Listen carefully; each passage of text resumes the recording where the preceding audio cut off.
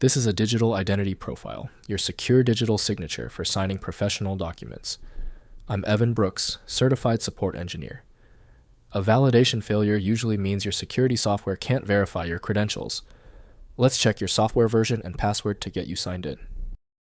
For those who want the most versatile tool, it's coming, and it features my favorite single EPF file inspection utility that is compatible with hundreds of formats. An EPF file is a digital identity profile.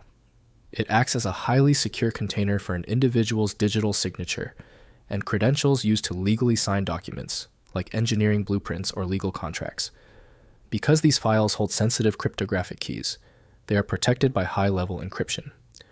Unlike a standard document, you do not view an EPF file. You unlock it using specific security software to authenticate your identity before applying a digital signature to a PDF. The primary creators of this format are Entrust and Notarius. The design rules are governed by Public Key Infrastructure, PKI standards. The file is structured to be tamper-evident. If any part of the binary code is altered, the validation failure you are seeing is triggered. To pass validation, the file must be opened by the specific software that created it, like Entrust Entelligence or Notarius Entrust Session, and the user must provide a password that matches the hash stored inside the encrypted wrapper. Entrust endorses Entrust Intelligence Security Provider as the main tool for handling EPF files. A dedicated program is essential to prevent unintended security breaches or data loss. Windows may preview high-level details, but full interpretation requires appropriate data processing tools. Your initial diagnostic move: right-click the EPF file and choose Open With. If Entrust Intelligence Security Provider is on your machine, test it. If not, choose another program. Remember that different software supports different EPF variants.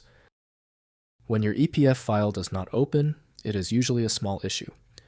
We know the EPF format is specialized. The error means one key detail is missing. Let's run through our quick verification checklist to find it. First, check software version. Validation failures often occur because the certificate was created in a newer version of Entrust or Consigno than the one currently installed on your PC. Update your security suite first. Next, verify password. If the validation failure occurs immediately after entering a PIN, the password may be incorrect. Note that after several failed attempts, the EPF file may permanently lock itself to prevent brute force attacks. Finally, check certificate expiry. Digital IDs have expiration dates. Open your certificate manager to see if the identity has expired. If it has, the file will fail validation and you must request a new one from your issuing authority.